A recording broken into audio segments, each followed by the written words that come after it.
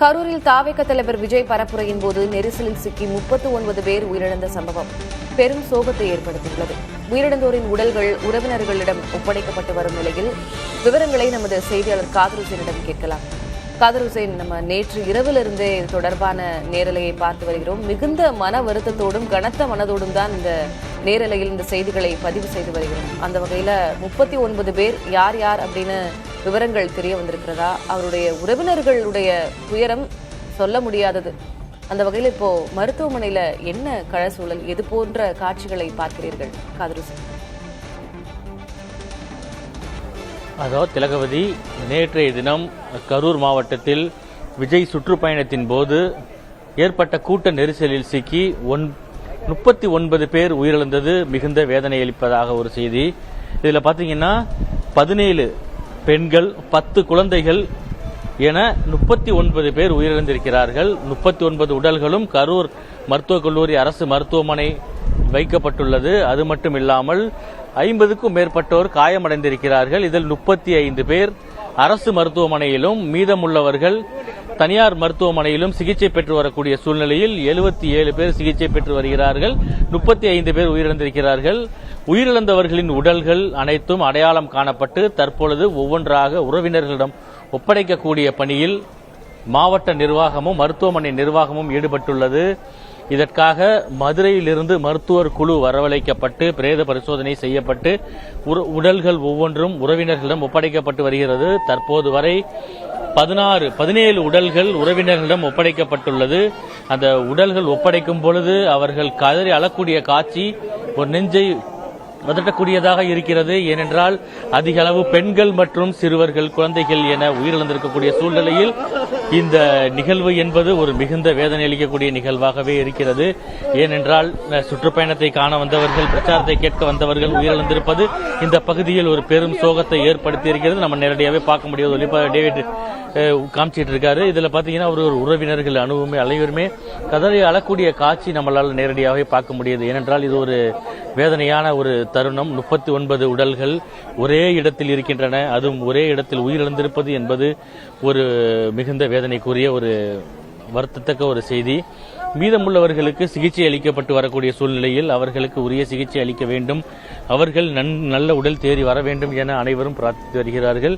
இருந்த போதிலும் தற்போது வரை 17 உடல்கள் ஒப்படைக்கப்பட்டிருக்கிறது. மீதமுள்ள 5 உடல்கள் யாருடைய உடல்கள் அடையாளம் கண்டுபட்டாலும் அது யாருடைய உடல்கள் என்பது குறித்து தற்போது வரை தகவல் தெரியவில்லை. அவர்கள் யார், 5 பேர் யார், அவர்கள் உறவினர்கள் யார் யார் என்பது குறித்தெல்லாம் விசாரணை மேற்கொள்ளப்பட்டு வருகிறது. குறிப்பாக சொல்ல வேண்டும் என்றால் இந்த அமரர் ஊர்தி கரூர் மட்டுமல்லாமல் அண்டை மாவட்டங்கள் சென்னையிலிருந்து ஒவ்வொரு பகுதியில் இருந்தும் இந்த வரவழைக்கப்பட்டு ஒவ்வொரு வாகனத்திலும் ஒவ்வொரு உடல்கள் அனுப்பி வைக்கக்கூடிய பணிதான் தற்போது நடைபெற்று வருகிறது.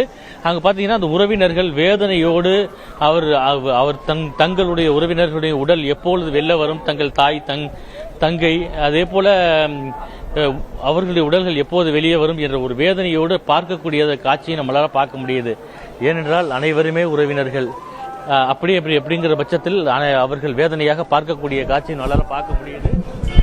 தற்பொழுது பாத்தீங்கன்னா ஒவ்வொரு உடல்களாக ஒப்படைக்கப்பட்டு வருகிறது. தற்பொழுது வரை 20 உடல்கள் ஒப்படைத்துள்ளதாக மாவட்ட நிர்வாகம் தரப்பில் தெரிவிக்கப்பட்டுள்ளது. அதன் அடிப்படையில் தான் ஒவ்வொரு ஆம்புலன்ஸிலும் உடல்கள் ஏற்றப்பட்டு வருகிறது. நம்ம நேரடியாகவே பார்க்க முடியுது. அது உடல்கள் ஏற்றப்படும் போது உறவினர்கள் கதறி அழக்கூடிய காட்சி என்பது ஒரு வேதனை அளிப்பதாகவே இருக்கிறது. திலகவதி, நம்ம நேரடியாகவே பார்க்க முடியுது. இந்த நிலைமையில தான் தற்பொழுது இன்னும் ஒரு 1 அல்லது 2 மணி நேரத்தில் இந்த உடல்கள் அனைத்தும் அவர்களது உறவினர்களிடம், குடும்பத்தாரிடம் ஒப்படைக்கப்படும் என எதிர்பார்க்கப்படுகிறது. இந்த நிலைமையில வெளி மாவட்டங்களில் இருந்து மருத்துவர்கள் வரவழைக்கப்பட்டு பிரேத பரிசோதனை செய்யப்பட்டு அவர்களது உடல்கள் ஒப்படைக்கக்கூடிய பணியிலும் மாவட்ட நிர்வாகம் ஈடுபட்டுள்ளது. அதன் அடிப்படையில் தான் தற்பொழுது ஒவ்வொரு உடலாக ஒப்படைக்கப்பட்டு வருகிறது. திலகவதி, காதர் ஹுசேன், 10 குழந்தைகள் இதில் பாத்தீங்கன்னா நேற்று இரவு தமிழக முதல்வர், அமைச்சர்கள் தொடர்ந்து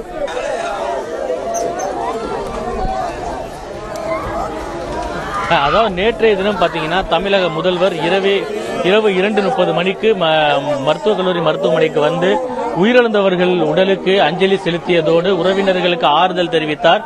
மேலும் சிகிச்சை பெற்று வரக்கூடியவர்களுக்கும் நலம் விசாரித்து அவர்களுக்கு உரிய சிகிச்சை அளிக்க வேண்டும் எனவும் மருத்துவர்களுக்கும் மாவட்ட நிர்வாகத்திற்கும் அறிவுறுத்தப்பட்டுள்ளது. அதன் அடிப்படையில் பாத்தீங்கன்னா அமைச்சர்கள் இங்கு இருந்து அவர்களுக்கு அளிக்கக்கூடிய சிகிச்சையை கவனித்து வருகிறார்கள். இதற்காக வெளி மாவட்டங்களில் இருந்ததால் மதுரையில் இருந்து சிறப்பு மருத்துவர்களும் வரவழைக்கப்பட்டு அவர்களுக்கு உரிய சிகிச்சை அளிக்கப்பட்டு வருகிறது.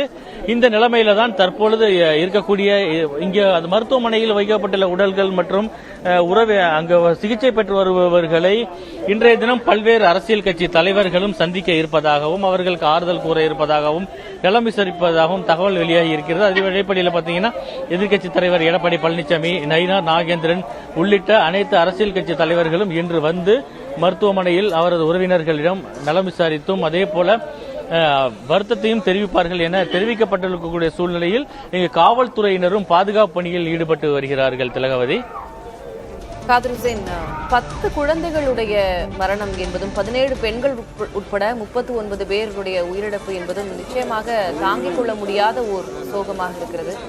அந்த வகையில இப்போ மருத்துவமனையில சிகிச்சை பெற்று வரக்கூடியவர்களையும் நம்ம கவனிக்க வேண்டிய கட்டாயம் இருக்கிறது. மருத்துவமனையில எவ்வளவு பேர் இப்போது தீவிர சிகிச்சை பிரிவில் அனுமதிக்கப்பட்டிருக்கிறாங்க, எவ்வளவு பேர் சிகிச்சை பெற்று வருகிறார்கள், அவர்களுக்கு தேவையான கவனிப்பு வழங்கப்படுகிறது?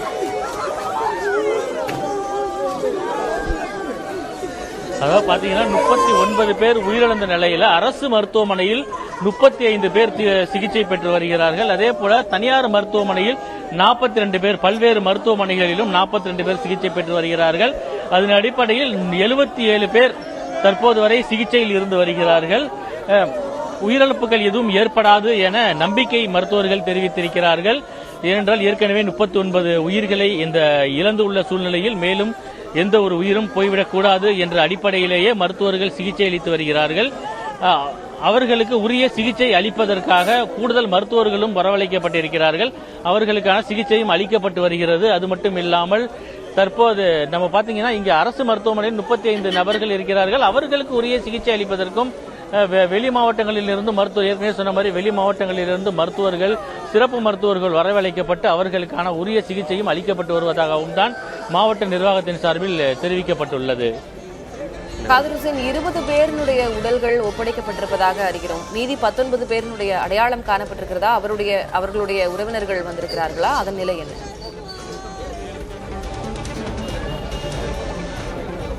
அதுபோல் தற்போது பார்த்தீங்கன்னா இங்கு 39 உடல்கள் நேற்று இரவு இருந்தது.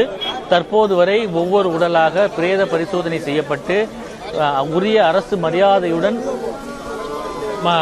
ஆம்புலன்ஸ் மூலம் அவரது உறவினர்களிடம் ஒப்படைக்கப்பட்டு வருகிறது. ஒவ்வொரு உடலும் தனித்தனி ஆம்புலன்ஸ் மூலம் அவர்கள் இல்லத்திற்கு அனுப்பப்பட்டும் வருகிறது.